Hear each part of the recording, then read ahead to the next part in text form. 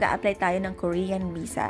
So, dito sa Brittany Hotel, aakyat ka lang sa 9th floor. Then, pagka nasa 9th floor ka na, meron ng K-Back na staff doon. So, dun pa lang, isasalain na nila kung kompleto ang documents mo bago ka nila bigyan ng number. So, pagka na-check na nila at kompleto to, bibigyan ka nila ng number, tapos pauupuin ka nila doon sa may waiting area nila na merong monitor. So, pagka tinawag yung number mo, saka ka lang pwedeng umakyat sa 10th floor. Pero mag-i-screen sa'yo doon, i-interviewin ka. So, pag okay na, bibigyan ka niya ng parang papel, and then, kailangan mo na magbayad sa payment center. So, after mo magbayad sa payment center, babalik ka ulit sa kanya, tapos bibigyan ka niya ng claim stub. So, kapag pick up daw, ang releasing nila is 1 to 5 p.m.